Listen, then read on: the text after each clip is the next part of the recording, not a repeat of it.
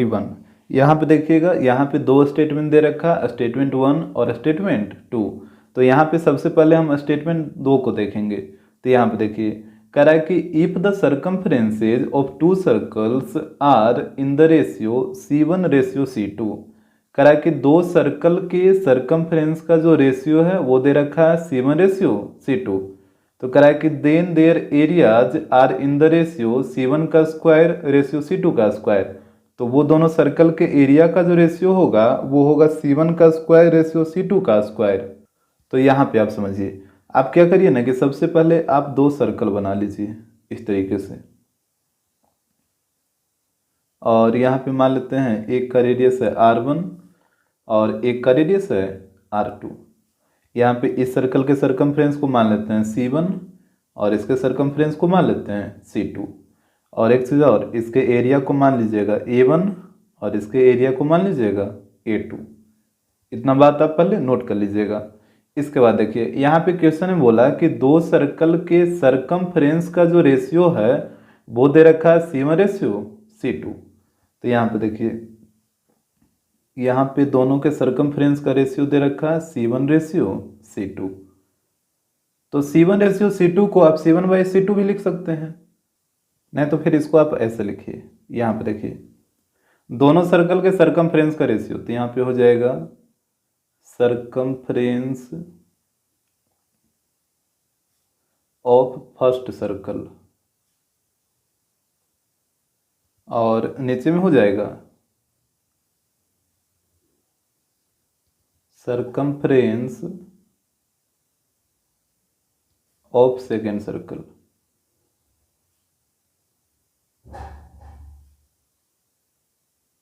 और यहाँ पे हो जाएगा C1/C2। यही ना था, दोनों सर्कल के सर्कमफ्रेंस का रेशियो C1/C2 दे रखा है। तो यहाँ पे बताइएगा सर्कमफ्रेंस ऑफ फर्स्ट सर्कल क्या हो जाएगा 2πr1, क्योंकि इसका रेडियस है R1। और यहाँ पे नीचे वाले सेकेंड सर्कल का सर्कमफ्रेंस बताइए, तो हो जाएगा 2πr2 इक्वल टू C1/C2। तो यहाँ पे 2π से कटेगा 2π, तो यहाँ पे हो जाएगा R1/R2 इक्वल टू C1/C2। तो इसको आप ऐसे भी लिख सकते हैं ना, C1/C2 को इधर ले आइए और R1/R2 को उस तरफ लेके चल जाइए, यानी C1/C2 का जो वैल्यू आ जाएगा वो आ जाएगा R1/R2। अब यहाँ पे देखिएगा, तो यहाँ पे बोला था कि इसके जो एरिया का जो रेशियो आएगा वो आएगा C1² तो यहाँ पे देखिए, यहाँ पे लिख देते हैं रेशियो ऑफ देयर एरियाज। तो यहाँ पे देखिएगा, एक के एरिया को आप A1 माने हैं और एक के एरिया को A2 माने हैं। तो यहाँ पे इसका रेशियो हो जाएगा A1/A2। और बताइए सर्कल का एरिया क्या होता है πr², तो हो जाएगा πr1² और नीचे में हो जाएगा πr2²। इसमें तो कोई दिक्कत नहीं होना चाहिए, पाई से कटेगा पाई, तो यहाँ पे हो जाएगा A1/A2 इक्वल टू R1² तो यहाँ पे हो जाएगा A1/A2 इक्वल टू, इसको आप लिख सकते हैं R1/R2² इस तरीके से। तो यहाँ पे हो जाएगा A1/A2 इक्वल टू, और यहाँ पे आप देख लीजिए R1/R2 का वैल्यू कितना है C1/C2। तो यहाँ पे आप R1/R2 की जगह C1/C2 पुट कर सकते हैं। तो यहाँ पे हो गया C1/C2²। तो ये हो जाएगा A1/A2 इक्वल टू, यहाँ से स्क्वायर को हटाइए, सॉरी ब्रैकेट को हटाइए, तो ये स्क्वायर है जो दोनों पे आ जाएगा, तो ऊपर में हो जाएगा C1² और नीचे में हो जाएगा C2², यानी इसका रेशियो आ गया C1² रेशियो C2²। और क्वेश्चन में भी यही बोला था कि इसके जो एरिया का रेशियो आएगा वो आएगा C1² रेशियो C2²। तो बिल्कुल ये सही बात है, तो यहाँ पे ये स्टेटमेंट हो जाएगा ट्रू। अब इसके बाद देखिए, अब आप देखिए स्टेटमेंट 1 को। तो यहाँ पे कह रहा है कि if the circumferences of two circles are in the ratio 4:5 then their areas are in the ratio 16:25। कह रहा है कि दो सर्कल के सर्कमफ्रेंस का रेशियो है 4:5, तो उसके एरिया का रेशियो आएगा 16:25। तो यहाँ पे निकाल के देख लीजिए, जैसे यहाँ पे हम 2 सर्कल बना देते हैं। ये है स्टेटमेंट 1। यहाँ पे देखिएगा, इसके रेडियस को मान लीजिए R1 और इसके रेडियस को मान लीजिए R2। यहाँ पे सरकमफ्रेंस को C1 और इसके C2 मान लेते हैं, और इसके एरिया को मान लेते हैं A1 और इसके एरिया को A2। तो यहाँ पे बोला कि दोनों सर्कल के सरकमफ्रेंस का रेशियो है 4:5। तो यहाँ पे हो गया C1/C2 इक्वल टू 4:5। अब यहाँ पे देखिए C1 इक्वल टू होगा 2πr1 और C2 इक्वल टू होगा 2πr2 इक्वल टू 4/5। तो यहाँ पे 2π से कटेगा 2π, तो R1/R2 इसका वैल्यू आ गया 4/5। अब देखिए हमसे बोला था कि एरिया का रेशियो कितना बोला था, 16:25। यहाँ पे बोला है 16:25 आएगा। तो यहाँ पे निकाल के देख लेते हैं। एरिया का रेशियो क्या होगा, A1/A2, यही ना इसका एरिया का रेशियो होगा। तो अब देखिएगा यहाँ पे बताइए फर्स्ट सर्कल का एरिया, तो ये हो जाएगा πr1 का स्क्वायर और सेकेंड सर्कल का एरिया πr2 का स्क्वायर। तो यहाँ पे पाई से कटेगा पाई, तो ये हो जाएगा A1/A2 इक्वल टू ये R1 का स्क्वायर और नीचे में है R2 का स्क्वायर, तो स्क्वायर दोनों पे है, तो इसको आप R1/R2 का होल स्क्वायर लिख सकते हैं इस तरीके से। तो यहाँ पे देखिए, तो ये हो जाएगा A1/A2 इक्वल टू, और यहाँ पे देखिए R1/R2 का वैल्यू 4/5 है, तो यहाँ पे पुट हो जाएगा 4/5 का होल स्क्वायर। तो यहाँ पे हो जाएगा A1/A2 इक्वल टू 4 का स्क्वायर 16 और 5 का स्क्वायर 25। तो देखिए इसके एरिया का रेशियो आ गया 16:25, और क्वेश्चन में भी वही बोला था कि 16:25 आएगा। तो बिल्कुल सही बात है, इतना ही आएगा। तो यहाँ पे स्टेटमेंट 1 भी ट्रू हो जाएगा। अब आपको देखना होगा कि क्या स्टेटमेंट 2 का यूज स्टेटमेंट 1 में हुआ है, क्योंकि यहाँ पे दोनों स्टेटमेंट ट्रू है। तो यहाँ पे देखिए स्टेटमेंट 2 में क्या हुआ था कि यहाँ पे हम R1/R2 का वैल्यू निकाले थे और यहाँ पे एरिया के रेशियो में इसको पुट किए थे, तो यहाँ पे एरिया के रेशियो आ गया था। और यहाँ पे स्टेटमेंट 1 में भी क्या हुआ कि यहाँ पे आप R1/R2 का वैल्यू निकालें और एरिया के रेशियो में यहाँ पे इसको आप पुट किए। तो बिल्कुल आप साफ साफ देख रहे हैं कि स्टेटमेंट 2 का यूज स्टेटमेंट 1 में हुआ है, क्योंकि देखिए स्टेटमेंट 2 में जिस तरीके से आप इसमें एरिया का रेशियो निकाले हैं, एकदम सेम पैटर्न यहाँ पे भी यूज हुआ है स्टेटमेंट 1 में भी। यहाँ पे भी पहले R1/R2 निकाला गया, उसके बाद एरिया का रेशियो निकाला गया, जहाँ पे R1/R2 का वैल्यू पुट किया गया है। तो यहाँ पे स्टेटमेंट 1 में स्टेटमेंट 2 का यूज हुआ है, और जब स्टेटमेंट 2 का यूज हुआ है यहाँ पे, तो ये चला जाएगा ऑप्शन ए में। तो यहाँ पे हो जाएगा ऑप्शन ए। एग्जाम्पल 22, यहाँ पे भी देखिए 2 स्टेटमेंट है, स्टेटमेंट 1 और स्टेटमेंट 2। तो सबसे पहले आप देखिए स्टेटमेंट 2 को। तो यहाँ पे कह रहा है कि the sums of the circumferences and areas of 2 circles of radii R1 and R2 are in the absolute ratio R1 × 2 + R1 ratio R2 × 2 + R2। देखिए यहाँ पे बोल क्या रहा है कि बोला कि 2 सर्कल है और यहाँ पे दोनों सर्कल का रेडियस दे रखा है, एक का रेडियस R1 है और एक का रेडियस R2 है। तो इसमें बोला कि उसके सरकमफ्रेंस और एरिया के सम का जो रेशियो आएगा वो आएगा इतना, जो यहाँ पे दे रखा है। तो यहाँ पे देखिए सबसे पहले आप क्या करिए ना कि 2 सर्कल बना लीजिए इस तरीके से। यहाँ पे हम 2 सर्कल बना लिए हैं, और यहाँ पे देखिए एक का रेडियस मान लेते हैं R1 जो कि दे ही रखा है, और एक का रेडियस R2 दे रखा है। तो इसके सरकमफ्रेंस को मान लीजिए C1 और इसके सरकमफ्रेंस को मान लीजिए C2, और इस सर्कल के एरिया को मान लेते हैं A1 और इस सर्कल के एरिया को मान लेते हैं A2। अब इसके बाद देखिएगा, तो यहाँ पे बोला था कि sum of circumference and area, circumference और एरिया का सम। तो यहाँ पे देखिएगा पहले आप फर्स्ट सर्कल में, इसका सरकमफ्रेंस है C1 और एरिया है A1, तो इसका सम कितना हो जाएगा C1 + A1। और आपको बात समझ में? फिर यहाँ पे हो जाएगा इक्वल टू, और यहाँ पे देखिएगा इसका सरकमफ्रेंस है C2 और एरिया है A2, तो यहाँ पे दोनों को सम करिए, तो ये हो जाएगा C2 + A2, और यहाँ पे इक्वल टू नहीं, यहाँ पे रेशियो दीजिए। ठीक है, यही आपसे पूछा था। और यहाँ पे ये ना कि यहाँ पे इसका ले लिया सर्कमफ्रेंस है, इसका ले लिया एरिया, ऐसा नहीं करना है। एक ही सर्कल में दोनों को सम करना है। जैसे अगर इस सर्कल में आप चल रहे हैं तो इसी का सर्कमफ्रेंस भी लीजिए और इसी का एरिया भी लीजिए। अगर आप इस सर्कल में चल रहे हैं तो इसी का सर्कमफ्रेंस और इसी का एरिया और दोनों का सम। यहीं पे बोला था कि जो सम का जो रेशियो आएगा वो आएगा इतना। तो इतना तो आपको समझ आ गया होगा। अब यहाँ पे इसको कैलकुलेट कर लेंगे और देखेंगे कि ये वाला टर्म आ रहा है या फिर नहीं आ रहा है। जैसे देखिए यहाँ पे C1 इसका कितना हो जाएगा, C1 हो जाएगा 2πr1 और एरिया कितना हो जाएगा, तो एरिया हो जाएगा πr1 का स्क्वायर रेशियो यहाँ पे C2 कितना हो जाएगा, तो 2πr2 प्लस और एरिया कितना होगा, एरिया हो जाएगा πr2 का स्क्वायर। तो यहाँ पे आप कॉमन ले लीजिए, यहाँ पे पाई और r1 कॉमन हो जाएगा तो यहाँ पे बचेगा 2 + r1 रेशियो। यहाँ पे भी कॉमन ले लीजिए पाई और r2 तो यहाँ पे भी बचेगा 2 प्लस इधर r2 सिर्फ बचेगा। अब देखिए पाई से कट गया पाई तो यहाँ पे बच गया r1 × 2 + r1 रेशियो, यहाँ पे हो जाएगा r2 × 2 + r2। तो यही आएगा इसके सरकमफ्रेंस और एरिया के सम का रेशियो जो कि यहाँ पे दे रखा था। देखिए दोनों सेम चीज़ आ रहा है।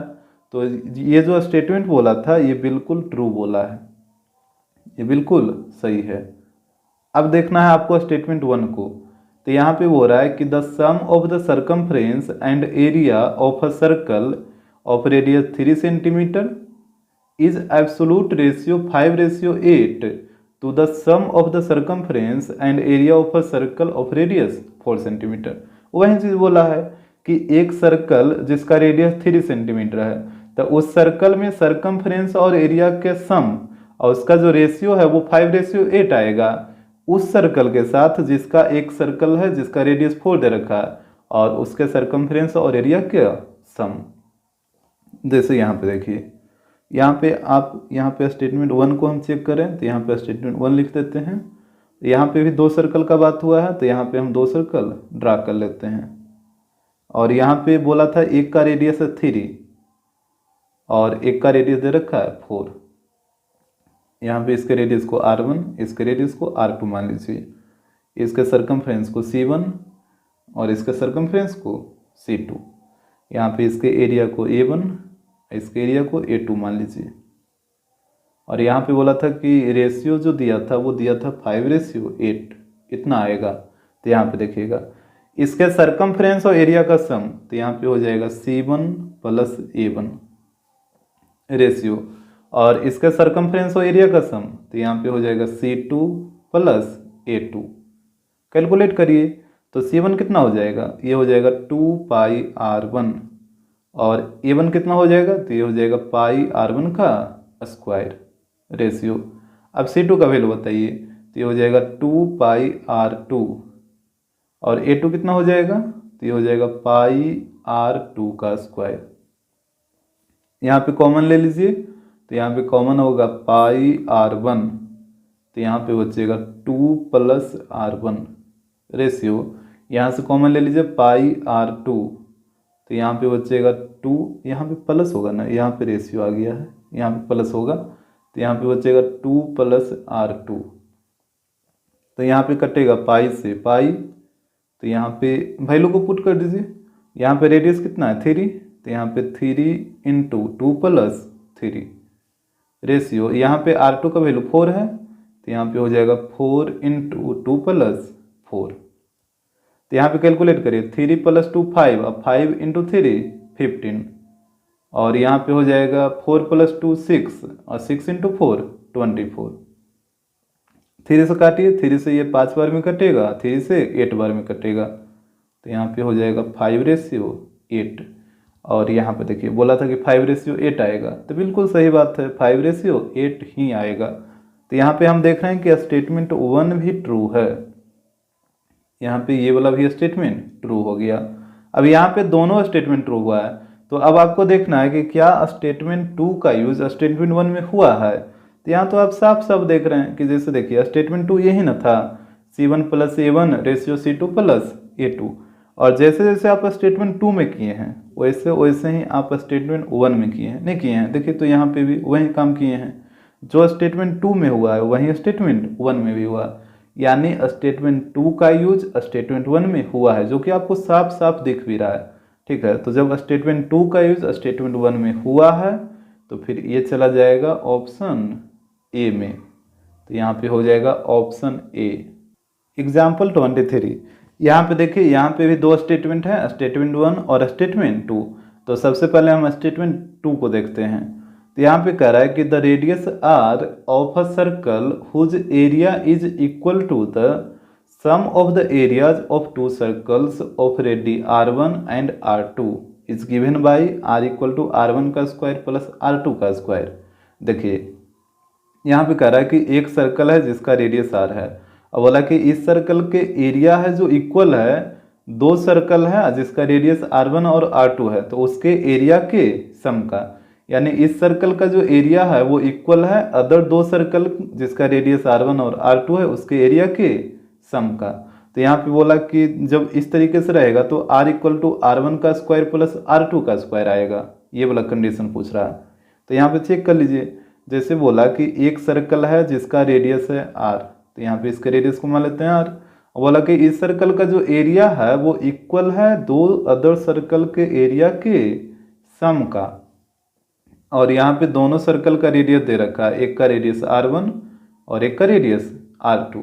तो यहाँ पे देखिएगा, तो यहाँ पे बताइए इस सर्कल का एरिया कितना हो जाएगा, पाई R स्क्वायर हो जाएगा, और इस सर्कल का एरिया यहाँ पे प्लस दे दीजिए, तो पाई R1 का स्क्वायर प्लस यहाँ पे हो जाएगा उस सर्कल का एरिया पाई R2 का स्क्वायर। क्वेश्चन में यही बोला था ना कि इस सर्कल का जो एरिया है वो इक्वल है अदर दो सर्कल के एरिया के सम का। तो यहाँ पे हो जाएगा pi R square equal to, यहाँ से पाई ले लीजिए कॉमन, तो R1 का स्क्वायर प्लस R2 का स्क्वायर, यहाँ पे पाई से कटेगा पाई, तो यहाँ पे बचेगा R square equal to R1 का स्क्वायर प्लस R2 का स्क्वायर। तो यहाँ पे देखिए कंडीशन ये आ गया है कि R square equal to R1 का स्क्वायर प्लस R2 का स्क्वायर, जबकि यहाँ पे कंडीशन में दिया था R इक्वल टू R1 का स्क्वायर प्लस R2 का स्क्वायर। यहाँ पे R स्क्वायर आना चाहिए ना, यहाँ पे देखिए ना R स्क्वायर आ रहा है, जबकि यहाँ पे सिर्फ R लिखा है, तो ये वाला कंडीशन नहीं आएगा, यह स्टेटमेंट फॉल्स हो जाएगा। और आपको पता है कि जैसे ही स्टेटमेंट 2 फॉल्स हुआ तो ये चला जाता है ऑप्शन सी में। यहाँ पे आपको स्टेटमेंट 1 को चेक करने का जरूरत भी नहीं है, हालांकि स्टेटमेंट 1 सही ही होगा, अगर एक स्टेटमेंट गलत है तो दूसरा सही ही होता है। यहाँ पे आपको हम चेक करके दिखाएंगे। देखिए स्टेटमेंट 1 को, यहाँ पे कह रहा है कि the radius of the circle whose area is equal to the sum of the areas of two circles of radius 10 centimetre and 24 centimetre is 26 centimetre. देखिए यहाँ पे बोला कि एक सर्कल है उसका रेडियस कितना होगा 26 सेंटीमीटर, और यहाँ पे बोला कि इस सर्कल का जो एरिया है वह इक्वल है अदर दो सर्कल के एरिया के सम का, और यहाँ पे दोनों सर्कल का रेडियस दे रखा है, एक का रेडियस 10 है और एक का रेडियस 24 है। जैसे यहाँ पे आप समझिए ये है स्टेटमेंट 1।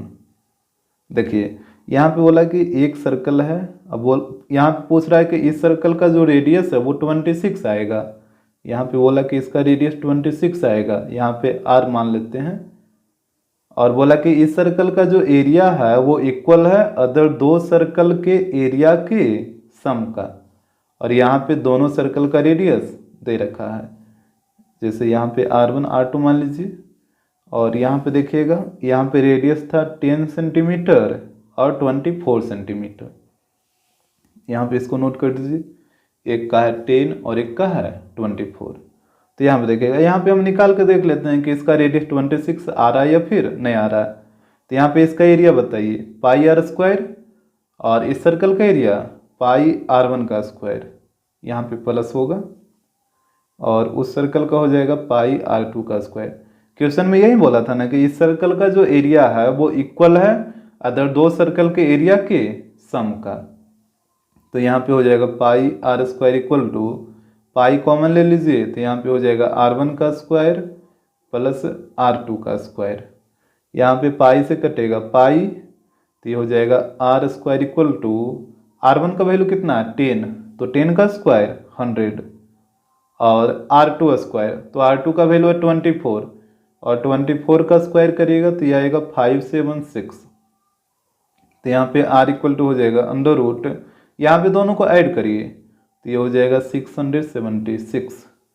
तो यहाँ पे रेडियस का वैल्यू आ जाएगा 26 सेंटीमीटर।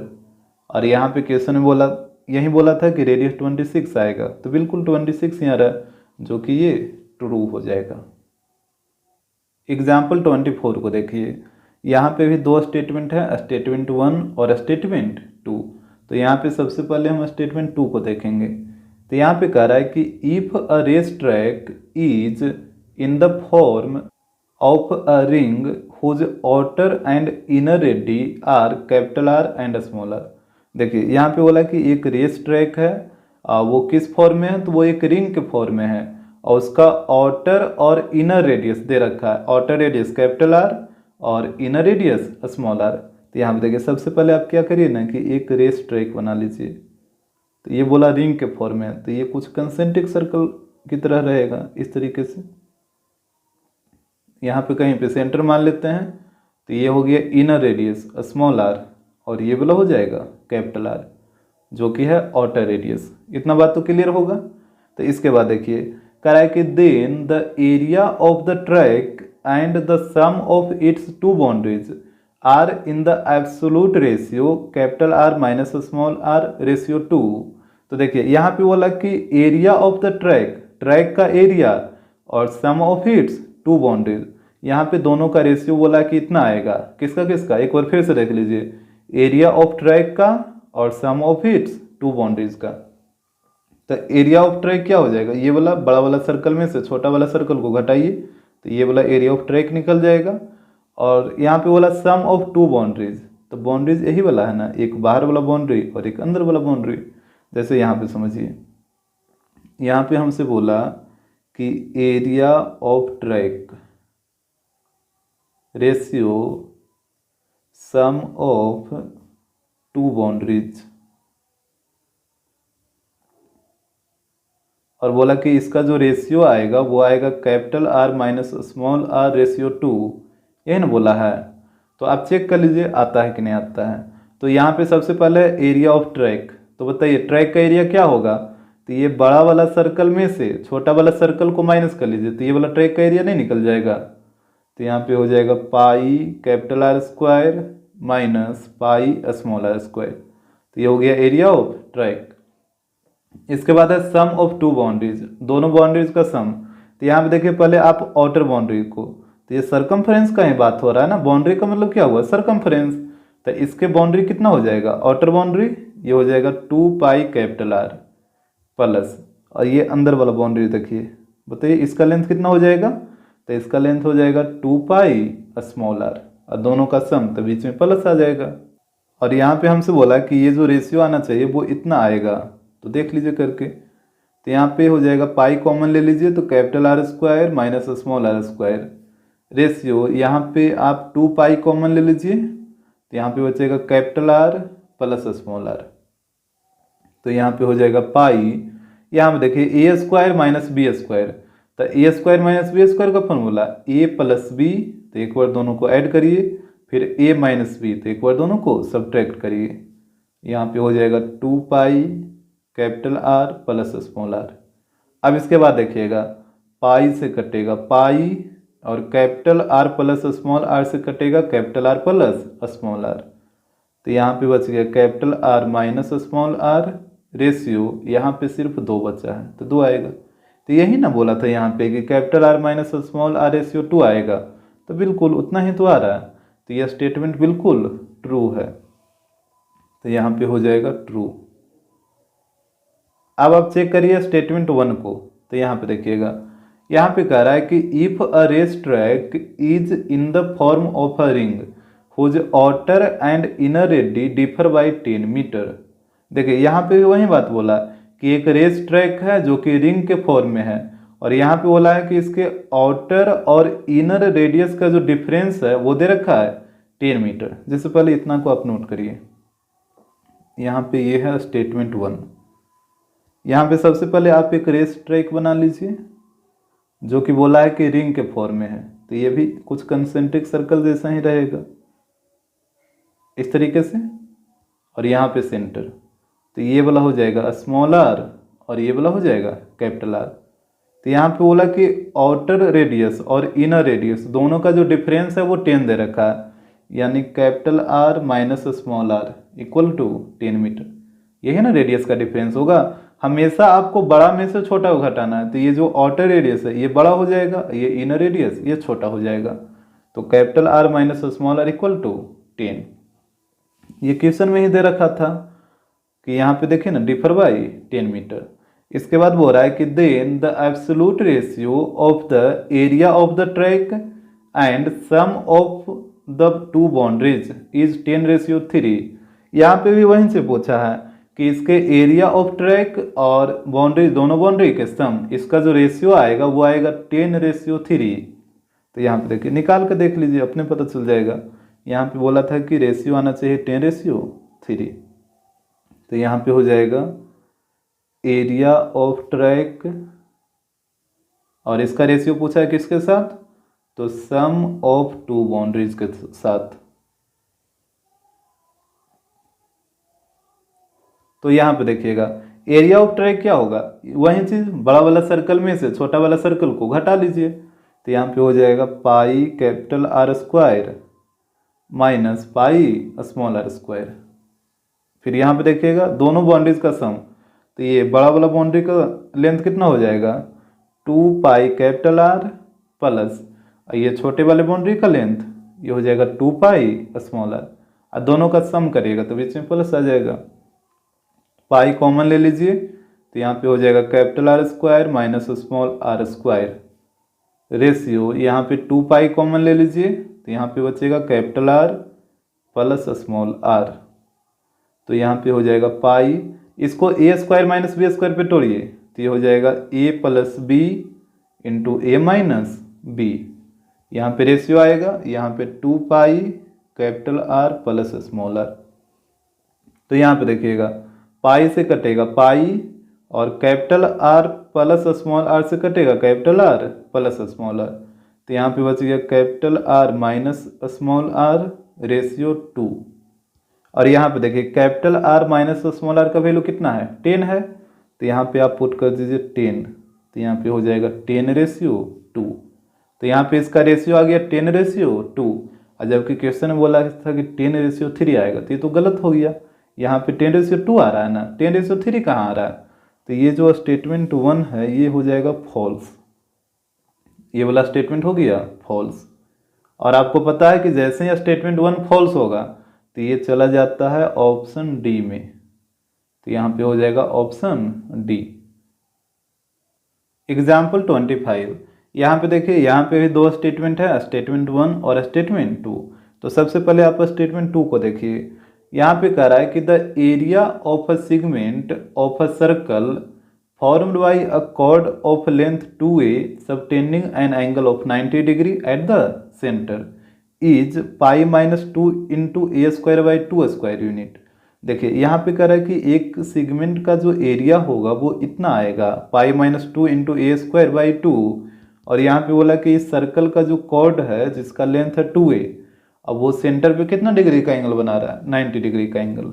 जैसे यहाँ पे आप फिगर में समझिए, जैसे ये एक सर्कल है, यहाँ पे सेंटर हो जाएगा और इसमें एक कॉर्ड है, जैसे यहाँ पे मान लेते हैं ए बी इसका एक कॉर्ड है, और यहाँ पे कॉर्ड का लेंथ दे रखा है 2a, ये वाला लेंथ दे रखा है 2a, और बोला कि ये जो कॉर्ड है वो सेंटर पे 90 डिग्री का एंगल बना रहा है, तो यहाँ पे मान लेते हैं ओ है और ये वाला एंगल है 90 डिग्री। और तो बोला कि यहाँ पे जो सेगमेंट बन रहा है ये वाला जो सेगमेंट, तो इस सेगमेंट का जो एरिया आएगा वो एरिया आएगा pi minus 2 into A square by 2 square unit. तो यहाँ पे ध्यान दीजिए, यहाँ पे रेडियस का वैल्यू नहीं दिया है, रेडियस का वैल्यू नहीं दिया है और कॉर्ड का लेंथ दिया है, तो ठीक है। यहाँ पे क्या करिए कि यहाँ से आप एक लाइन ड्रा करिए इस तरीके से, यहाँ पे मान लेते हैं ये वाला है डी, ठीक है। तो ये वाला जो लाइन है वो कॉर्ड पे हो जाएगा परपेंडिकुलर, और आपको पता है कि ये कॉर्ड को बाइसेक्ट भी कर देता है, तो ये पूरा लेंथ हुआ है 2a, तो ये वाला हो जाएगा a, यहाँ पे ध्यान दीजिएगा, और ये वाला भी हो जाएगा a, यानी a और a हो जाएगा। तो यहाँ पे देखिए रेडियस कैसे निकलेगा, ये मान लेते हैं r है, ठीक है। अच्छा ये पूरा एंगल 190 था ना, तो यहाँ पे देखिए ये दोनों एंगल आपस में इक्वल हो जाता है, डेट मीन्स ये हो जाएगा 45 और ये भी हो जाएगा 45। ये 45 क्यों हुआ, क्योंकि यहाँ पे आपको दो ट्रायंगल दिख रहा होगा, OAD और OBD। ये जो दोनों ट्रायंगल आपको दिख रहा है वो दोनों ट्रायंगल कॉन्ग्रुएंट हो जाता है। RHS से भी इसको कॉन्ग्रुएंट कर सकते हैं या फिर SAS किसी से भी आप कर सकते हैं। तो कॉन्ग्रुएंट होने के वजह से ही ये जो कॉरस्पॉन्डिंग एंगल है ये दोनों आपस में इक्वल हो जाता है। तो पूरा 90 था तो ये हो गया 45, ये भी हो गया 45। अब यहाँ पे देखिएगा, यहाँ पे 90 के सामने वाला ये हो जाएगा हाइपोटेनस, ये थीटा के सामने वाला ये हो जाएगा परपेंडिकुलर और ये वाला हो जाएगा बेस। तो यहाँ पे ध्यान दीजिएगा आप, यहाँ पे आपको रेडियस का वैल्यू निकालना है। तो देखिए यहाँ पे ट्रिगो में होगा क्या कि जैसे जो साइड आपको निकालना है और जिस साइड का वैल्यू दे रखा है वहीं दोनों साइड को आपको लेके चलना है। जैसे ये वाला साइड आपको निकालना है रेडियस, डेट मीन्स हाइपोटेनस, और यहाँ पे इस साइड का वैल्यू दे रखा है a, इसका वैल्यू a दे रखा है ना, डेट मीन्स परपेंडिकुलर। तो परपेंडिकुलर का वैल्यू दे रखा है और ये हाइपोटेनस आपको निकालना है। तो P और H, तो P और H का रिलेशन किस में होता है, P और H का रिलेशन होता है साइन थीटा में। तो यहाँ पे देखिए, यहाँ पे पहले ट्रायंगल का नाम लिख लीजिए, इन ट्रायंगल OAD। तो यहाँ पे आपको लेना होगा साइन थीटा। साइन थीटा क्यों ले रहे हैं आपको आ रहा है समझ में, क्योंकि हमको P निकालना, सॉरी P का वैल्यू दे रखा है और H निकालना है, और P और H का रिलेशन होता है साइन थीटा में। और यहाँ पे देखिए P का वैल्यू कितना है, a है, तो ये वाला हो जाएगा a, और हाइपोटेनस की जगह हम रेडियस पुट कर दें r। तो यहाँ पे देखिए ये हो जाएगा साइन थीटा का वैल्यू है 45 equal to a upon r। तो यहाँ पे साइन 45 का वैल्यू 1/√2 इक्वल टू हो जाएगा a अपॉन r। तो यहाँ से रेडियस का वैल्यू निकाल लीजिए, तो r इक्वल टू हो जाएगा √2a। तो यही हो गया रेडियस। जब रेडियस निकल गया तो अब सेगमेंट का एरिया नहीं निकल जाएगा। एंगल आपको पता है पूरा एंगल है 90 डिग्री। तो यहाँ पे देखिएगा, यहाँ पे निकाल लीजिए एरिया ऑफ सेगमेंट। तो यहाँ पे होता है ये एरिया ऑफ सेगमेंट का फॉर्मूला क्या होता है, ये होता है θ/360 πr² minus 1/2 r² sine theta. यही होता है एरिया ऑफ सेगमेंट का फॉर्मूला। तो यहाँ पे आपको वैल्यू को पुट करना ध्यानपूर्वक। थीटा का वैल्यू यहाँ पे देखिए, थीटा आपको ये पूरा लेना होगा, ये 45 अपन तो ले लीजिएगा, यहाँ पे पूरा लेना होगा 90 डिग्री। तो यहाँ पे थीटा की जगह हो जाएगा 90/360, पाई की जगह पाई रहने दीजिए, और रेडियस देखिए कितना आया है 2√a। तो यहाँ पे हो जाएगा, सॉरी √2a है, तो √2a का होल स्क्वायर माइनस 1/2, यहाँ पे भी √2a का होल स्क्वायर, और ये हो जाएगा साइन 90, क्योंकि थीटा का वैल्यू 90 डिग्री है। तो यहाँ पे इसको काटिए 4 बार में, तो यहाँ पे हो जाएगा 1/4 इंटू पाई इंटू, यहाँ पे देखिएगा √2a का होल स्क्वायर है, तो ब्रैकेट हटाइएगा तो स्क्वायर दोनों के ऊपर आएगा ना। तो √2 का स्क्वायर 2 और a का स्क्वायर a² माइनस, यहाँ पे देखिए 1/2, और यहाँ पे भी वही चीज़ √2a का होल स्क्वायर, तो यहाँ पे भी हो जाएगा 2a²। और साइन 90 का वैल्यू बताइए, साइन 90 का वैल्यू 1।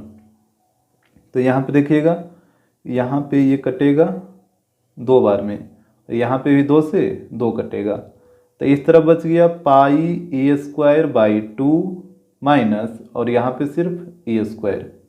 तो आप a² कॉमन ले लीजिए, तो a² कॉमन लीजिएगा तो यहाँ पे बचेगा π/2 माइनस 1। तो इसका एरिया इतना आएगा a² इंटू π/2 माइनस 1। और यहाँ पे देखिए कितना दे रखा था, a²/2 पाई माइनस 2। अच्छा है ये सेम ही चीज़। जैसे देखिए अगर एक स्टेप और इसको हम करें ना तो वही वाला चीज़ आ जाएगा। जैसे देखिए a², यहाँ पे आप एलसीएम ले लीजिए 2, तो ये हो जाएगा पाई माइनस 2। अब ये जो 2 यहाँ पे है इसको आप ऐसे भी लिख सकते हैं ना, a²/2 इंटू पाई माइनस 2। देखिए तो दोनों में कोई डिफरेंस है, दोनों सेम चीज़ें हैं, सिर्फ लिखने का तरीका अलग अलग है। तो यही वाला आपका क्वेश्चन में दे रहा था, a²/2 इंटू पाई माइनस 2। तो ये बिल्कुल ट्रू है, यही इसका एरिया आएगा। अब आप देखिए स्टेटमेंट 1 को, तो यहाँ पे बोल रहा है कि the area of a segment of a circle formed by a chord of length 4 cm subtending an angle of 90 degree at the center is 2 pi plus 4 cm square। देखिए बोला कि एक सेगमेंट का area 2 pi plus 4 centimetre square आएगा, और इस circle का जो कॉर्ड है जिसका लेंथ 4 सेंटीमीटर है वो सर्कल के सेंटर पे 90 डिग्री का एंगल बना रहा है। तो यहाँ पे देखिएगा, जैसे सबसे पहले आप एक सर्कल बनाइए, यहाँ पे कहीं पे सेंटर हो जाएगा और इसमें एक कॉर्ड है, तो यहाँ पे हम कॉर्ड का नाम ए बी दे देते हैं, और कॉर्ड का लेंथ दे रखा है 4 सेंटीमीटर, तो ये पूरा लेंथ हो जाएगा 4 सेंटीमीटर। और बोला कि ये जो कॉर्ड है वो सर्कल के सेंटर पे 90 डिग्री का एंगल बना रहा है, तो ये वाला एंगल वो हो जाएगा 90 डिग्री, ये ओ मान लीजिए। तो बोला कि यहाँ पे ये जो सेगमेंट बन रहा है तो इसका जो एरिया आएगा वो आएगा 2 पाई प्लस 4। तो यहाँ पे देख लीजिए कितना आएगा इसका एरिया।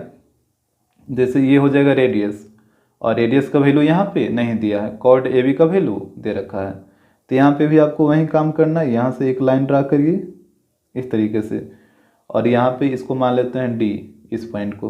तो ये जो लाइन है वो यहाँ पे परपेंडिकुलर हो जाएगा और कॉर्ड को बाइसेक्ट कर देगा।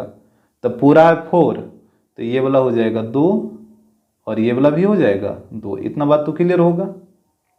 और आपको ये भी पता है कि ये वाला एंगल वाई इक्वल होता है, ये 45 और ये भी हो जाएगा 45, क्योंकि दोनों ट्रायंगल कॉन्ग्रुएंट होता है, जिस वजह से दोनों कॉरस्पॉन्डिंग एंगल इक्वल हो जाता है।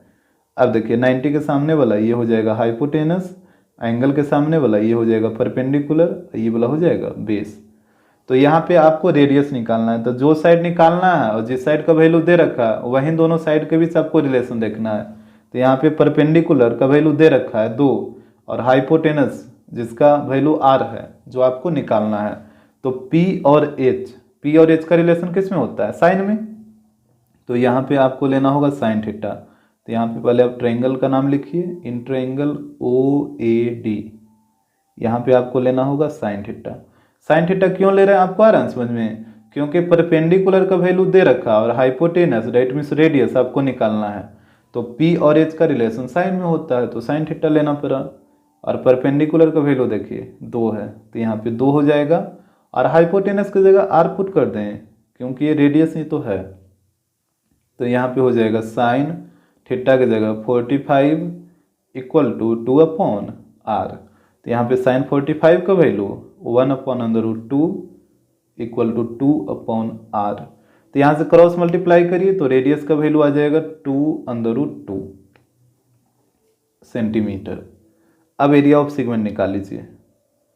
तो यहाँ पे हो जाएगा एरिया ऑफ सेगमेंट,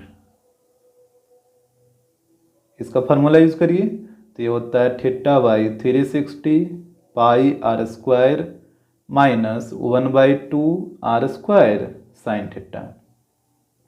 तो यहाँ पे वैल्यू को पुट करिए, तो यहाँ पे हो जाएगा थीटा का वैल्यू 90 ना, तो 90/360, पाई की जगह पाई रहने दीजिए, और रेडियस आया है 2√2, तो यहाँ पे हो जाएगा 2√2 का होल स्क्वायर माइनस 1/2, यहाँ पे भी रेडियस है तो 2√2 का होल स्क्वायर, और ये हो जाएगा साइन 90। तो इसके बाद देखिएगा यहाँ पे इसको काटिए, ये कटेगा 4 बार में, तो यहाँ पे बच गया 1/4 इंटू पाई इंटू यहाँ पे 2√2 का होल स्क्वायर है। तो यहाँ पे देखिएगा जब आप ब्रैकेट को हटाइएगा तो स्क्वायर दोनों के ऊपर आएगा, तो 2 का स्क्वायर 4 और 2 का स्क्वायर 2, तो ये हो गया 4 इंटू 2 माइनस 1/2।